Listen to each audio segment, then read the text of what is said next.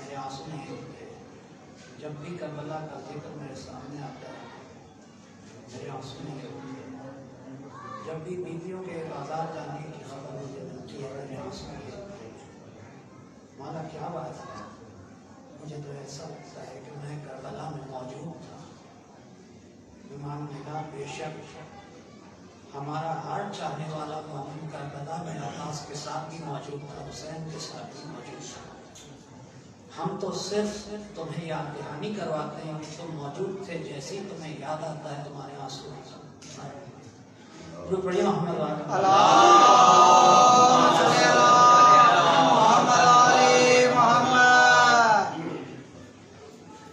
پچھلے دنوں ایک نوجوان دوست نے کہا کہ ایک مجلس پڑھتے ہوئے آپ نے اپنے آپ کو علی کا کتا کہا. کیا یہ بات صحیح ہے کہ آپ زیدی سادات بھی ہیں اور اپنے آپ کو کتا بھی کہہ رہے ہیں علی کا؟ سبحان اللہ. تو کیا یہ اپنے آپ کو کتا کہنا صحیح ہے؟ سب سے پہلی بات تو یہ ہے کہ جب بھی نوجوان دوست ایسے سوال کرتے ہیں تو ہمیں ایسے سوالات کو خوش آمدید کہنا چاہیے. سبحان اللہ. اس میں کبھی ناراض نہیں ہونا چاہیے. بسم اللہ. اور اسی لیے ماں باپ کا پڑھا لکھا ہونا بہت ضروری ہے. بسم اللہ. خاص کر ماں کا پڑھا لکھا ہونا بہت ضروری ہے، کیونکہ ماں اگر جاہل ہو تو بچہ ضدی پیدا ہوتا ہے. سبحان اللہ. جاہل ماں کے بچوں نے آج تک علی سے دشمنی کی ضد نہیں چھوڑی. سبحان اللہ. سبحان اللہ. رہ گیا سوال کہ کیا اپنے آپ کو علی کا کتا کہہ کے میں نے صحیح کیا یا غلط کیا؟ تو میں تو یہ کہتا ہوں کہ مجھ سے واقعی غلطی ہوئی، مجھ سے واقعی غلطی ہوئی.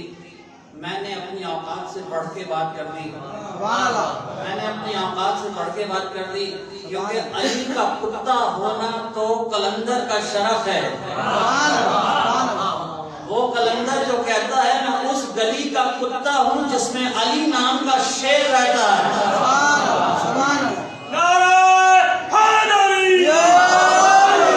کلندر کو لوگوں نے پکڑ لیا. کلندر سے کہا لوگوں نے، کلندر ایک بات تو بتا، تو علی کی گلی کا کتا کیوں ہے، تو علی کے در کا کتا کیوں نہیں؟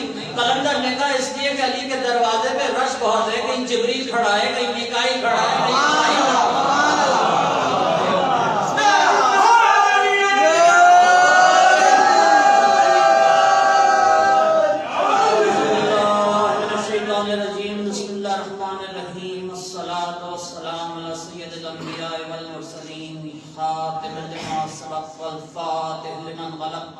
المؤمن الحق بالحق ابو القاسم محمد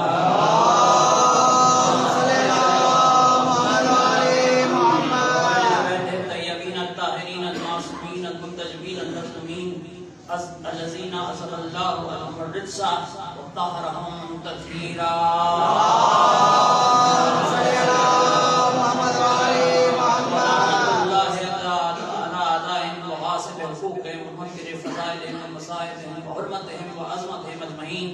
اما بعد قال سبحانه وتعالى في كتابه الحكيم بسم الله الرحمن الرحيم والشمس وضحاها والقمر اذا تلاها والنهار اذا جلاها والليل اذا يغشاها والسماء وما بناها والارض وما طحاها والنفس وما سواها فالهمها فجورها وتقواها قد افلح من زكاها وقد خاب من دساها كذب ثمود بتقواها اذ انبعث اشقاها فقال لهم رسول الله ناقة الله وسقياها فكذبوها فعقروها ودمدم عليهم ربهم بذنبهم فسواها ولا يخاف عقباها.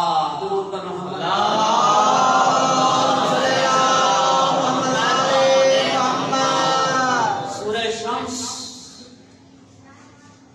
کے بارے میں کچھ خصوصیات ہیں جو آپ ذہن میں رکھ لیجئے. بسم اللہ. حکم رسالت بنا ہے کہ جب سورج اپنے عروج پر پہنچے تو سورج شمس کی تلاوت کرو. سبحان اللہ. کیونکہ دنیا کے سارے گناہ یا آدھے دن میں ہوتے ہیں یا آدھی رات میں ہوتے ہیں. سبحان اللہ. سب سے زیادہ قسمیں اللہ نے قرآن میں 83 قسمیں کھائی ہیں اور سب سے زیادہ قسمیں سورہ شمس میں کھائی ہیں. سورج کی قسم اور اس میں روشنی، سبحان اللہ. اور قسم چاند کی جب وہ پیچھے پیچھے آئے، سبحان اللہ. اور دن کی قسم جب وہ پوری طرح روشن ہو جائے، اور رات کی قسم جب وہ ہر چیز پر پردہ کر دے، سبحان اللہ. اور آسمان کی قسم اور اس کی جس نے اس کو بنایا، سبحان اللہ. اور زمین کی قسم اور اس کی جس نے اسے پھیلایا، سبحان اللہ. اور اس انسان کی قسم، اس کے نفس کی قسم جس کو ہم نے بہترین بنایا. سبحان اللہ. یعنی کہ جب خلقت کا کمال آتا ہے تو اس کو آخری دفعہ آخری منزل پر رکھا جاتا ہے. خلقت کا کمال اللہ کے نزدیک سورج نہیں ہے، خلقت کا کمال اللہ کے نزدیک چاند نہیں ہے، خلقت کا کمال اللہ کے نزدیک آسمان نہیں ہے، خلقت کا کمال اللہ کے نزدیک زمین نہیں ہے. خلقت کا کمال ہے وہ انسان جس نے اسے بہترین کر کے بنا دیا. سبحان اللہ. نفس وما سواہا فالہمہا فجورہا وتقواہا. اس انسان کو ہم نے الہام کے ذریعے بتا دیا ہے کہ صحیح کیا ہے، غلط کیا ہے، سبحان اللہ. سبحان اللہ. تاکہ کوئی نفس، کوئی انسان قیامت کے دن اللہ پر یہ حجت نہ قائم کرے، بسم اللہ. اللہ کے سامنے یہ عذر پیش نہ کرے کہ مجھے تو پتا نہیں تھا کہ صحیح کیا ہے، غلط کیا ہے. سبحان اللہ. نہیں، کوئی بھی انسان ہو، اس کو ملامت کرنے والا نفس اللہ نے دے دیا، جو ہر برائی پر کہتا ہے دیکھ غلطی کر دی، دیکھ غلطی کر دی. وہ کسی مذہب سے ہو، کسی دین سے ہو، ہر انسان جانتا ہے کہ صحیح کیا ہے، غلط کیا ہے. یہاں پہ زور نہیں ہے، یہاں پہ زبردستی نہیں ہے، یہاں بتا دیا گیا ہے کہ صحیح یہ ہے، غلط یہ ہے، تاکہ کوئی یہ نہ کہے کہ مجھے پتا نہیں تھا. اور کوئی نیکی کر کے ناز نہ کرے، کوئی نیکی کر کے ناز نہ کرے کہ یہ میری طرف سے ہے. نہیں، بنیاد پہ الہام کرنے والا مسلمان جو اللہ کی طرف سے ہے. فَالْحَمَهَا فُجُورَهَا وَتَقْوَاهَا. اب یہ 7 قسمیں کھانے کے بعد قسمیں کھا رہا ہے، اور قسمیں کھا کے کہنا کیا چاہ رہا ہے؟ کہہ رہا ہے کامیاب ہوا وہ. یہ 7 قسمیں، آسمان کی قسم، زمین کی قسم، چاند کی قسم، تمہاری قسم، ہماری قسم، سب کی قسمیں کھا کے کہہ رہا ہے کامیاب ہوا وہ جس نے اپنے آپ کو گناہوں سے بچا لیا.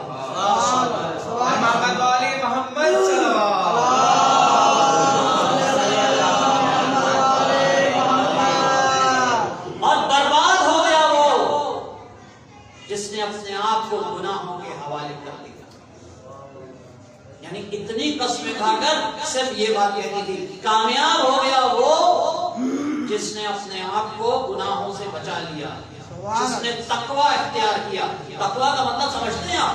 تقوی کا مطلب یہ ہے کہ میں یہ کپڑے پہن کے چل رہا ہوں اور سامنے کیچڑ ہے، میں کپڑے اٹھا کے چلوں گا کہ مجھے کیچڑ نہ لگ جائے. رہنا اسی دنیا میں ہے جہاں چاروں طرف گناہ ہے. بس کامیاب ہو گیا وہ جس نے گناہ کی چیزیں اپنے اوپر نہیں آنے دی. اور دنیا میں ایک ہی انسان گزرا ہے جس نے موت کے وقت یقین کے ساتھ کہا ہے اس کو رب الکعبہ، رب کعبہ کی قسم میں کامیاب جا رہا ہوں.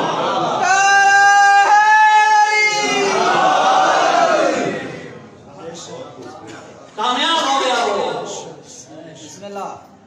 جو گناہوں سے بچ کے نکل گیا. سبحان اللہ. برباد ہو گیا وہ جس نے خود کو گناہوں کے حوالے کیا. آیت کے الفاظ پہ غور کریں. بسم اللہ. اللہ کسی کو کھینچ کے گناہ کی طرف نہیں لے جاتا، اور نہ اس نے شیطان میں اتنی طاقت رکھی ہے کہ وہ کسی کو کھینچ کے گناہ کروا دے. نہیں، انسان خود اپنے آپ کو جب تک گناہوں کے حوالے نہ کرے گناہ اس پہ حاوی نہیں ہو سکتے. سبحان اللہ. اس نے اپنے آپ کو گناہوں کے حوالے کر دیا. اور اس کے بعد ایک قوم کا ذکر ہے. کذب ثمود بطغواہا، کذب ثمود بطغواہا. جھٹلایا قوم ثمود نے اپنے طغیان کی وجہ سے، اس پہ غور کیجئے گا، اس پہ غور کیجئے گا، جھٹلایا ایک قوم کی۔ اچھا آپ کو پتا ہے قرآن کے اندر دو قوموں کا ذکر ہے، دونوں ایک ہی ملک میں رہتے تھے، جیسے آج سعودی عرب کہا جاتا ہے۔ اس سے پہلے یہ کیا ہوتا تھا، ایک طرف حجاز ہوتا تھا، ایک طرف نجد ہوتا تھا، آج ایک ہی ملک ہے سعودی عرب۔ مغرب میں رہتے تھے عاد، مشرق میں رہتے تھے سمود۔ دونوں کا ذکر سورہ فجر میں موجود ہے اور قرآن میں جگہ جگہ موجود ہے۔ کیا تم نے نہیں دیکھا کہ ہم نے قوم عاد کے ساتھ کیا کیا؟ اب وہ دوسری قوم جو ہے، ہم نے قوم عاد کے ساتھ کیا کیا؟ جو ارم کہلاتے تھے، جو ارم کہلاتے تھے، ارم انتہائی حسین، بلند قد مانند ستونوں کے، ایک تو دیکھنے بھی حسین تھے، اتنے اونچے تھے لگتا تھا ستون چل رہے ہیں، اتنے حسین تھے، اتنے طاقتور تھے، جیسے آج رشین اور امریکن ہیں نا، لمبے خوبصورت۔ تم نے دیکھا نہیں ہم نے آپ کے ساتھ کیا کیا؟ بلند قد مانند ستون۔ اور سمود کے ساتھ کیا کیا؟ جو وادی قرہ میں چٹانیں تراشتے تھے، اتنے طاقتور کہ چٹانیں تراش کے پہاڑوں میں گھر بنا لیتے تھے۔ یہ لوگ ملکوں میں سرکش ہو رہے تھے، طغیاہا، اور یہ لفظ بھئی طغیاہا ہوتا کیا ہے؟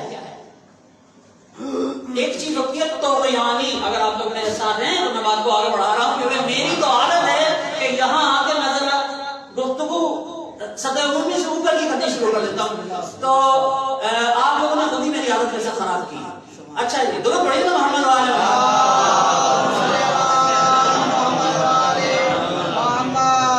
دریا اگر اپنی حد سے نکل جائے تو اسے کہتے ہیں طغیانی، اور انسان اگر اپنی حد سے نکل جائے تو اسے کہتے ہیں طغیان۔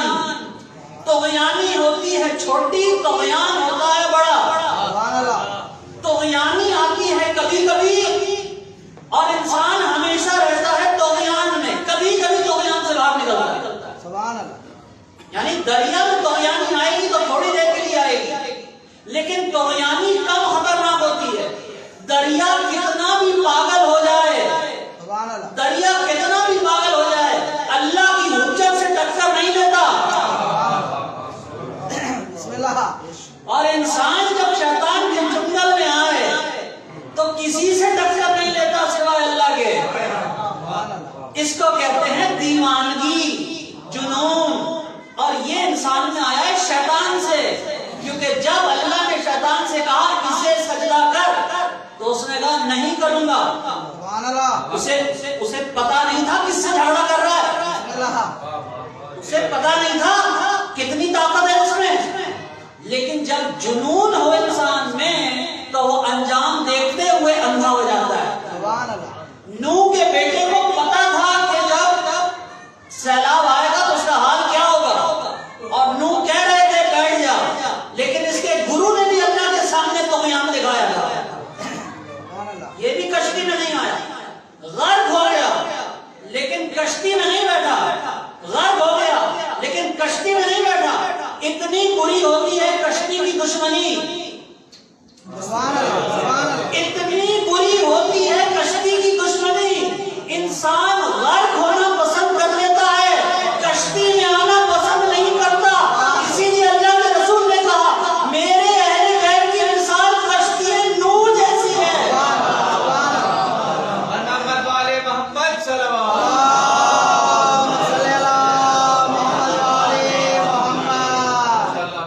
اہل بیت کے دشمنوں کو غرق ہونا قبول رہا، اولاد فاطمہ کا احترام کرنا قبول نہیں رہا۔ کذب ثمود بطغواہا، قوم ثمود نے اپنی دیوانگی کی وجہ سے، اپنے طغیان کی وجہ سے جھٹلایا، اپنے نبی کے پیغام کو جھٹلایا۔ فقال لهم رسول اللہ ناقۃ اللہ سقیاہا، اللہ کے رسول نے ان سے کہا کہ یہ اللہ کی اونٹنی ہے. آپ کو معلوم ہے نا بسم اللہ پہاڑ پھٹا, گھر تو بنا لیے تھے سمود نے, بسم اللہ کھانے کو کچھ نہیں تھا. اب صحرا میں کھانا کہاں سے آیا, کھیتی باڑی تو کر نہیں سکتے تھے. بسم اللہ تو ان کے پیغمبر کا نام ہے حضرت صالح علیہ السلام. سبحان اللہ حضرت صالح علیہ السلام. تو حضرت صالح علیہ السلام نے اللہ سے دعا کی, اللہ نے کہا کوئی بات نہیں, پہاڑ پھٹا, اندر سے مرغی بھی نکلی, اس کا بچہ بھی نکلا. سبحان اللہ سبحان اللہ اندر سے مرغی بھی نکلی, اس کا بچہ بھی نکلا. مجھ سے ایک صاحب نے کہا گناہگار جنت میں جا سکتا ہے؟ بسم اللہ گناہگار جنت میں جا سکتا ہے؟ میں نے کہا بالکل نہیں جا سکتا. گناہگار بالکل جنت میں نہیں جا سکتا, بالکل اس طرح جیسے اونٹنی کبھی پہاڑ سے نہیں نکل سکتی. سبحان اللہ سبحان اللہ بیدار نہیں ہے. درود پڑھے محمد والے محمد.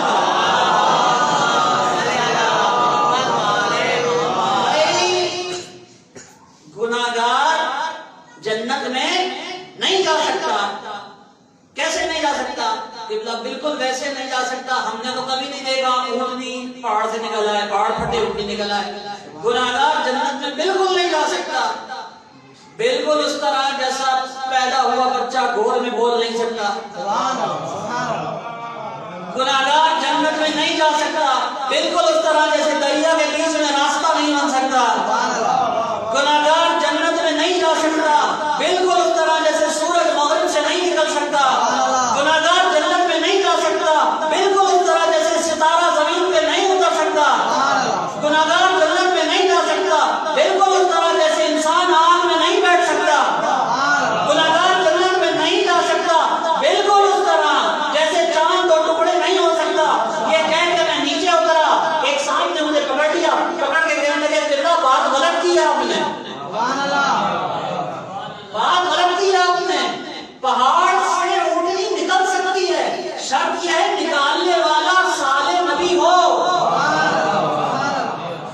دریا میں راستہ بن سکتا ہے, شرط یہ ہے بنانے والا موسیٰ کلیم اللہ ہو. بچہ گود میں بول سکتا ہے, شرط یہ ہے بولنے والا عیسیٰ روح اللہ ہو. انسان آگ میں بیٹھ سکتا ہے, شرط یہ ہے بیٹھنے والا ابراہیم خلیل اللہ ہو. ستارہ زمین پہ اتر سکتا ہے, شرط یہ ہے اتارنے والی فاطمہ زہرا ہو. سورج مغرب سے نکل سکتا ہے, شرط یہ ہے نکالنے والا علی المرتضیٰ ہو. چاند دو ٹکڑے ہو سکتا ہے, شرط یہ ہے کرنے والا محمد رسول اللہ ہو. گناہگار جنت میں جا سکتا ہے, شرط یہ ہے شفاعت کرنے والا حسین ابن علی ہو.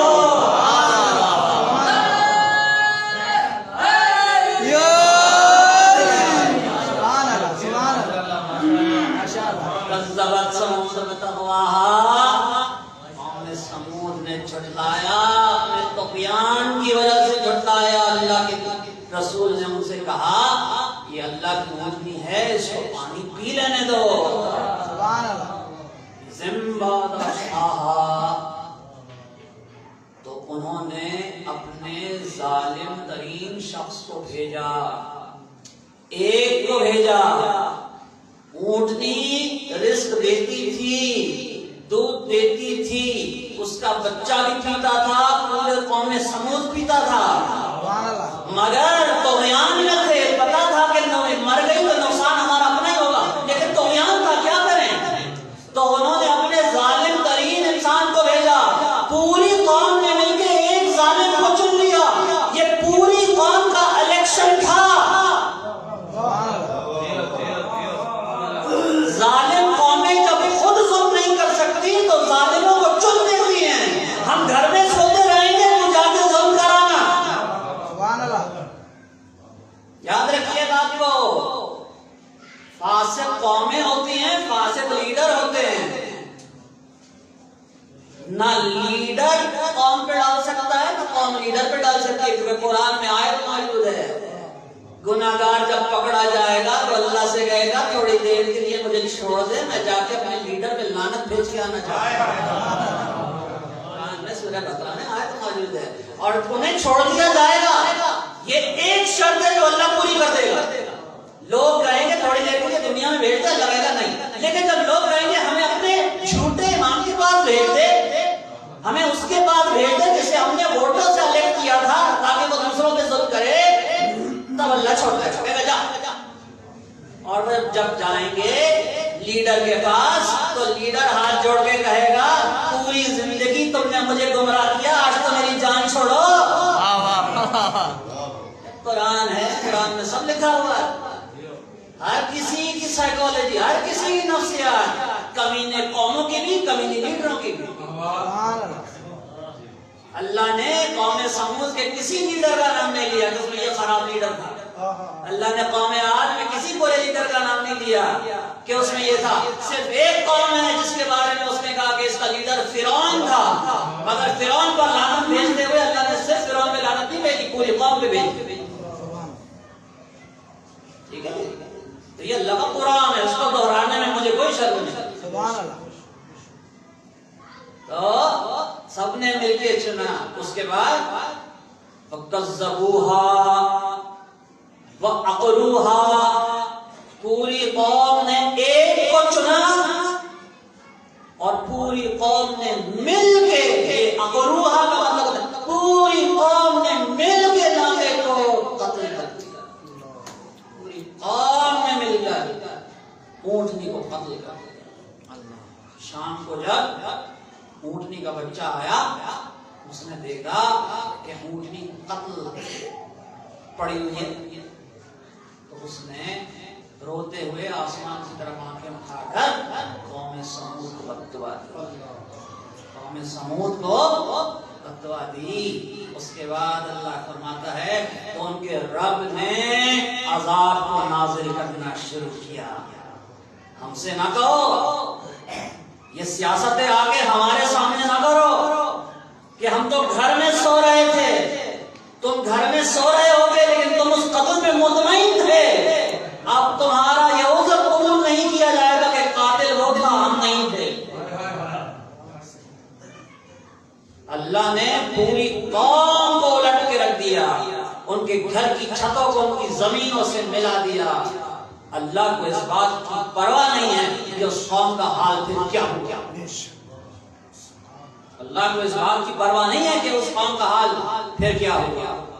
عزیزان گرامی، یہ ہے انسان کی بدقسمتی، یہ ہے انسان کی بے غیرتی، یہ ہے انسان کا طغیان۔ آج کی ہماری تقریر کا موضوع تھا ضد امام۔ امامت پر تو آپ نے تقریریں سنی ہوئی، آج کا موضوع ہے ضد امام۔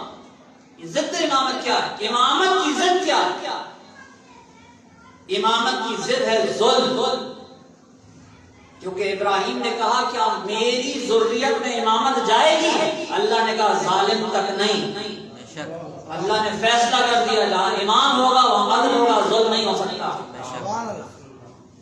امام کے مقابلے پہ جو بھی ہے وہ اپنے وقت کا سب سے بڑا کذاب بھی ہے، سب سے بڑا ظالم بھی ہے، کیونکہ اللہ نے جس چیز کو اپنے لیے پسند فرمایا ہے وہ اس کی طاقت نہیں ہے، وہ اس کی قہاریت نہیں ہے، حد ہو گئی اس کی ربوبیت بھی نہیں ہے۔ اس نے جس چیز کو اپنے لیے پسند کیا ہے وہ ہے عدل۔ تو فرماتا ہے سب کر کے آنا، ظلم کر کے میرے سامنے آنا، کیونکہ یہ ایک چیز ہے جس سے مجھے نفرت ہے۔ اور انسان کی بدقسمتی کہ اس نے ہر دور میں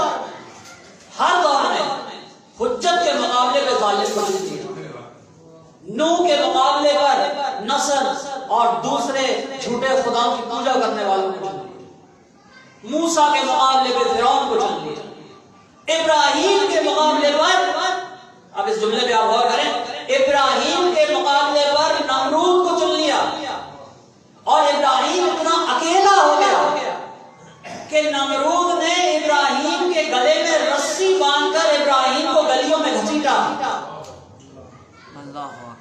دنیا کھڑی دیکھتی رہی کہ نمرود ابراہیم کے گلے میں رسی ڈال کر ابراہیم کو گلیوں میں گھسیٹ رہا ہے۔ اللہ نے کہا ہل جزائے الاحسان الا الاحسان، آج کے بعد میں قانون بنا رہا ہوں، جو بھی میری محبت میں اپنے گلے میں رسی بندھوائے گا، میں اللہ قسم کھاتا ہوں قیامت تک امامت اسی کی نسل میں چلے گا۔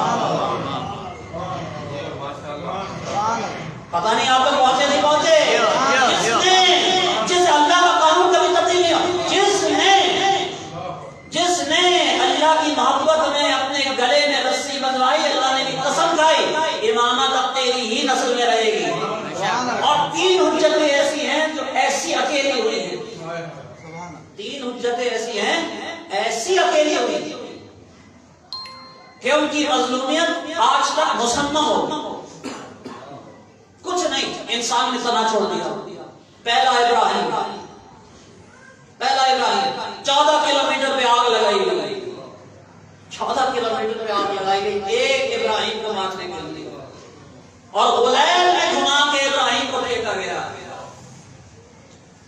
آگ لگ رہی تھی، آگ جل رہی تھی، آگ کے شعلے اڑ رہے تھے، تو ایک ہدہد اڑتا ہوا، ایک ہدہد چلا رہا، یعنی سارے پرندے دوڑے جا رہے ہیں اور ایک ہدہد چھوٹا پرندہ اتنا بڑا جس کو رسول اللہ نے منع کیا، اسے نہیں مار رہا، مجھے پسند ہے ہدہد آ رہا ہے، تیزی سے ہدہد ابراہیم کی طرف آ رہا ہے، بیچ میں جبرائیل آ گیا، کہاں جا رہا ہے؟ کہاں جا رہا ہے؟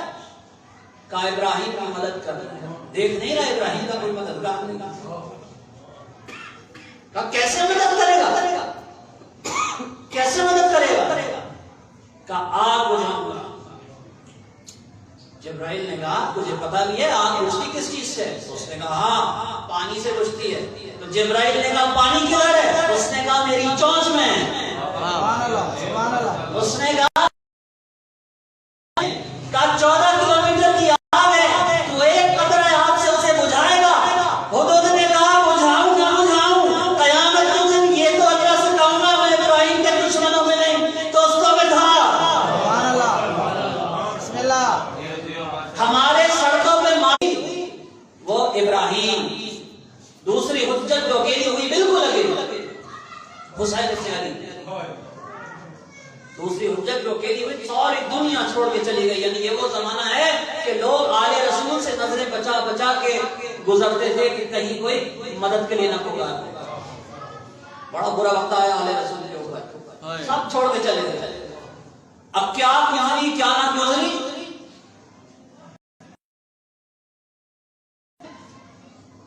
اس مقام پر جب امام بالکل تنہا ہو گئے، ایک شعر پڑھ کے بتانے کی کوشش کی ہے کہ کیا ہوا۔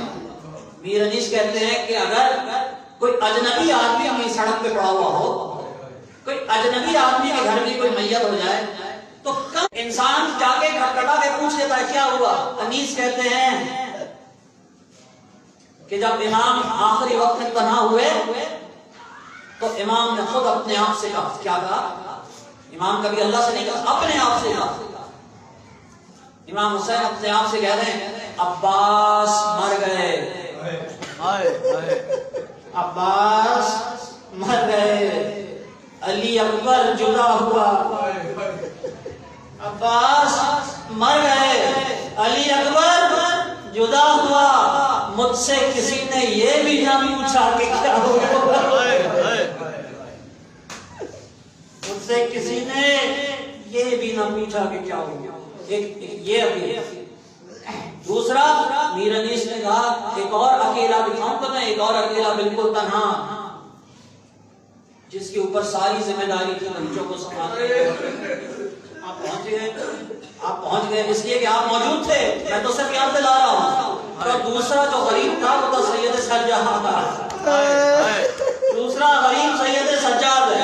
اب انیس کہتے ہیں میں کس طرح سید سجاد کی غربت ایک شعر میں بتاؤں، تو کیا شعر لکھ دیا انیس نے آپ کو، اگر آپ پہنچے اس کی گہرائی تک۔ کہتے ہیں کہ دیکھو جب قید میں پہنچے جناب سید سجاد تو بیمار بھی تھے، زخمی بھی تھے، کمزور بھی تھے، اور کمزور آدمی کو نیند آئی جاتی ہے، کمزور آدمی کو تو نیند آئی، وہ تھک کے ایک طرف لیٹ جاتا ہے۔ تو انیس کہتے ہیں عابد کو نہ غذا اور نہ دوا دیتے ہیں۔ اب تصور کیجئے، کیونکہ آج ہم قید خانوں کا ذکر کریں گے، آج کا ذکر جو ہے، آج کا جو ایمان ہے نا وہ قید خانوں کی زینت ہے، آج کا ایمان۔ تو کیا فرماتے ہیں؟ عابد کو نہ غذا اور نہ دوا دیتے ہیں، عابد کو نہ غذا اور نہ دوا دیتے ہیں، ہائے سوتا ہے تو زنجیر ہلا دیتے ہیں، ہائے سوتا ہے تو زنجیر ہلا دیتے ہیں۔ اور آخری امام جو بالکل تنہا جس کو بالکل طلاق کر دیا گیا، اس کے بارے میں اب انیس کیا کہتے ہیں؟ انیس کہتے ہیں وہ ہے موسیٰ ابن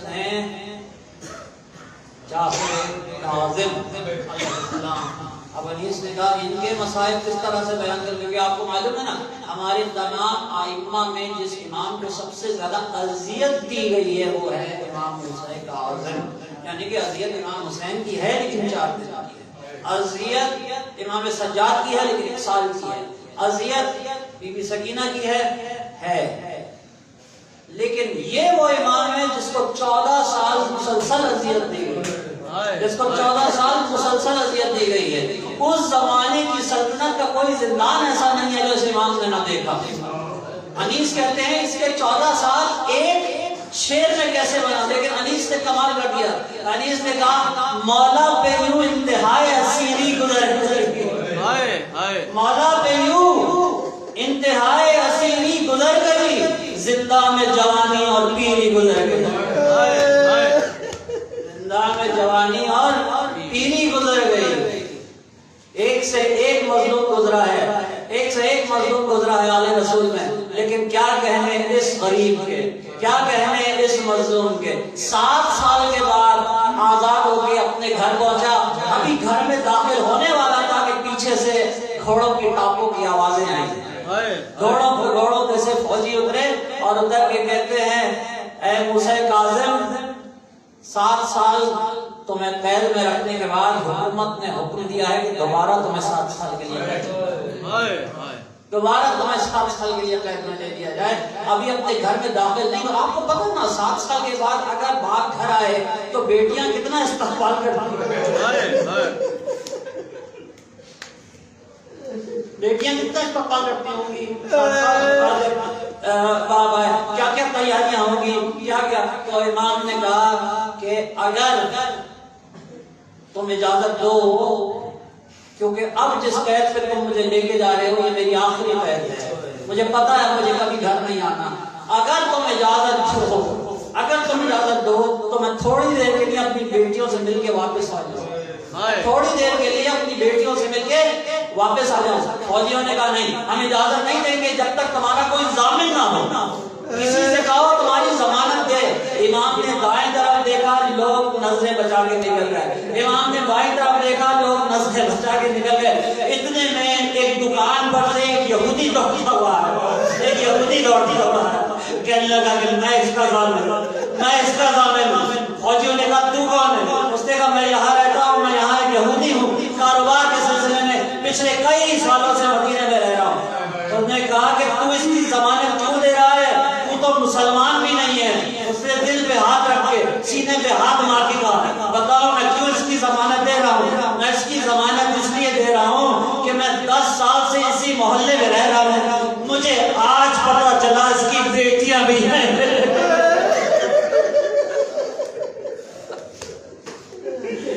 مجھے آج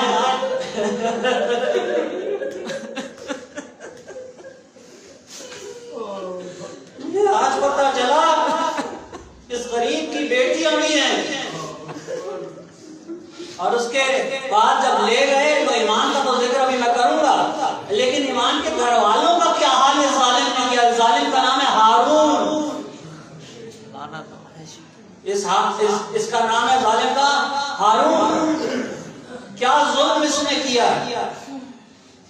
ملتان کے ایک فقیہ تھے، وہ لوگوں کو فقہ پڑھایا کرتے تھے، ان کا نام تھا بشیر مومن ملتانی۔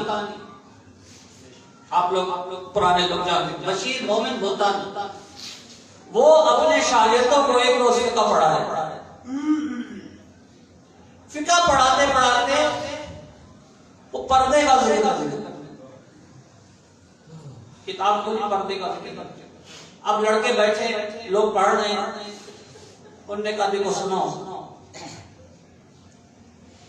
7 دیواریں عورت اندر بیٹھ، 7 دیواریں عورت اندر بیٹھ، سوئی کے برابر سوراخ نہ ہو کہ سورج کی روشنی آتی، لوہے کے دروازے، اب شریعت سمجھا رہے ہیں، لوہے کے دروازے، 7 پردوں میں بیٹھی ہو، سوئی کے برابر جگہ نہ ہو، لیکن اگر ایک بال عورت کا باہر آ جائے تو اللہ نماز مانگ دیتا ہے. یہ بولنے کے بعد بشیر کتاب کے اوپر گر گیا اور گر کے رونے لگا. روتے روتے اس کو غش آ گیا. یعنی اتنی سی بات اس نے پڑھا کر گرا کتاب کے اوپر, رویا اور اتنا رویا کہ روتے روتے غش آ گیا. جب اس کو اٹھایا گیا, اس کے چہرے پہ پانی ڈالا گیا, اس کو اٹھایا گیا, کہا قبلہ آپ تو ہمیں شریعت پڑھا رہے تھے, اس میں رونے والی کون سی بات تھی؟ کہنے لگا کہ مجھے موسیٰ کاظم کی بیٹی یاد آ گئی, مجھے موسیٰ کاظم کی بیٹیاں یاد آ گئی. موسیٰ کاظم کی بیٹیوں کے پاس صرف ایک چادر رہتی تھی, ایک انتظار کرتی تھی کہ وہ نماز پڑھ لے, جو وہ نماز پڑھ کے فارغ ہوتی تھی پھر دوسری انتظار کرتی تھی یہ نماز پڑھ لے. یہ حال اس کا کیا تھا. اور ادھر موسیٰ کاظم کو جب یہ لے کے گیا ہے تو اس نے پہلے امام کو بغداد طلب, اور بغداد طلب کرنے کے بعد حکم دیا کہ امام کو بصرے کے قید خانے کے اندر رکھا جائے, کیونکہ بصرے میں اس کا چچا زاد بھائی اس کا نام عیسیٰ تھا, وہ قید خانے کا دروگا, اس کے پاس قید کر دیا گیا. 1 سال امام بصرے کے اندر قید ہے. 1 سال کے بعد عیسیٰ نے ہارون کو خط لکھا کہ ہارون یہ جو قیدی تو نے میرے پاس بھیجا ہے اس کو میں پچھلے 1 سال سے دیکھ رہا ہوں, اس کو میں پچھلے 1 سال سے دیکھ رہا ہوں. میں یہ دیکھ رہا ہوں کہ جب یہ فجر کی نماز ختم کرتا ہے اور فجر کی نماز کے بعد جب یہ سجدہ شکر کرتا ہے تو ظہر کا وقت آ جاتا ہے, اس کا سجدہ شکر ختم نہیں ہوتا.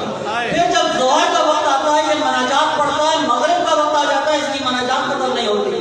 مغرب کے وقت یہ دو ذرا سے نمک سے یہ روزہ افطار کرتا ہے, کیونکہ یہ سارے دن روزے میں رہتا ہے.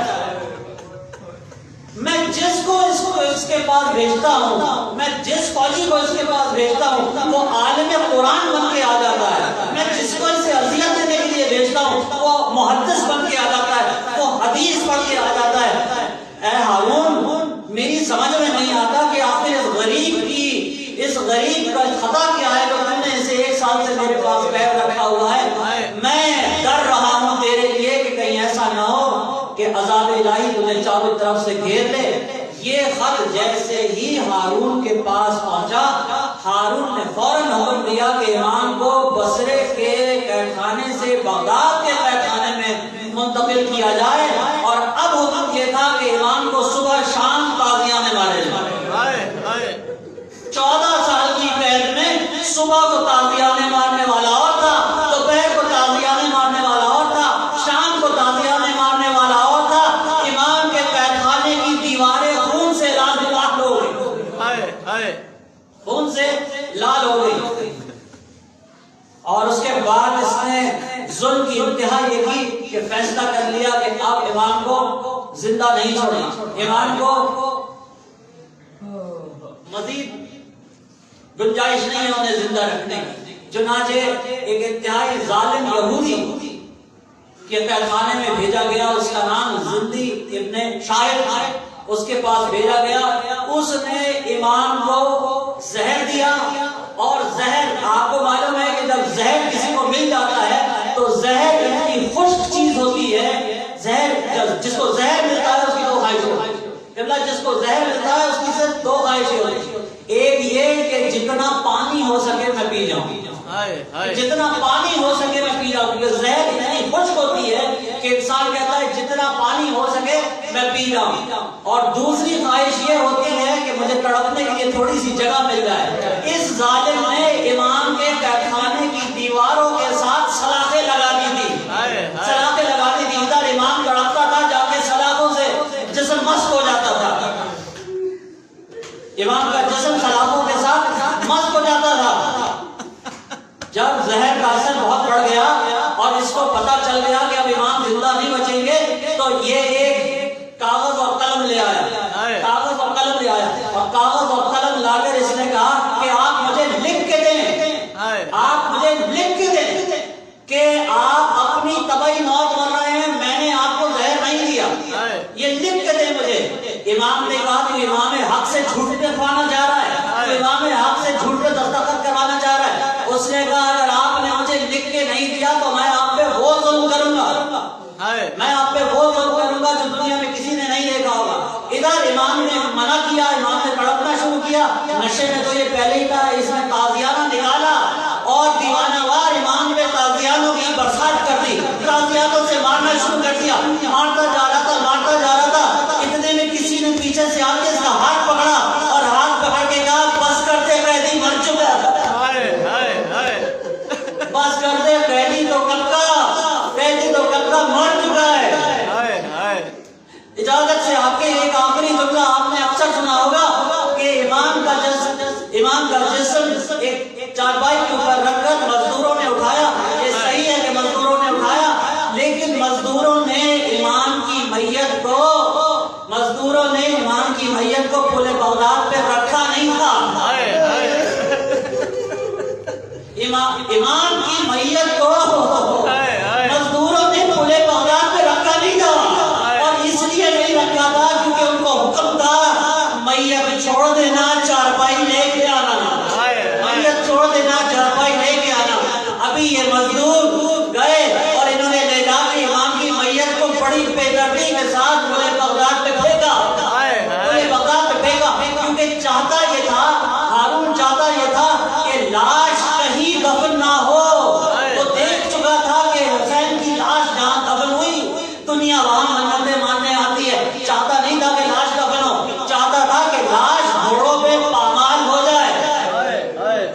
اس لیے حکم دیا تھا کہ لاش کو بے دردی سے پھینک دینا. مزدوروں نے لاش کو پھینکا,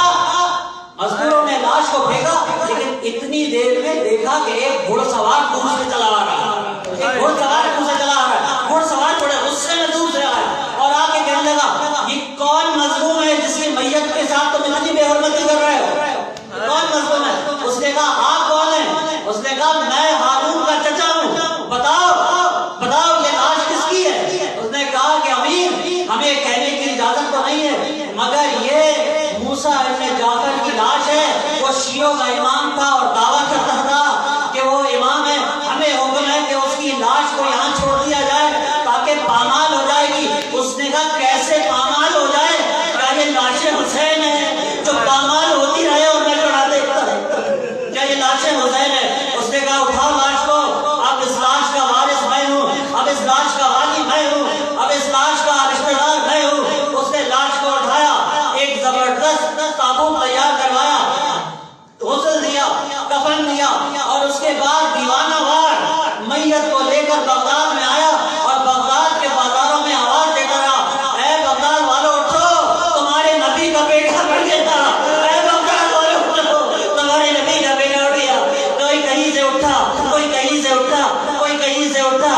پورا جلوس بن کے چلنے لگا اور جلوس کے بالکل پیچھے ایک برقعے والی اپنے پہلو پر ہاتھ رکھتا اور کہہ رہی تھی دنیا والوں میرے قاضی کا مسئلہ کیا.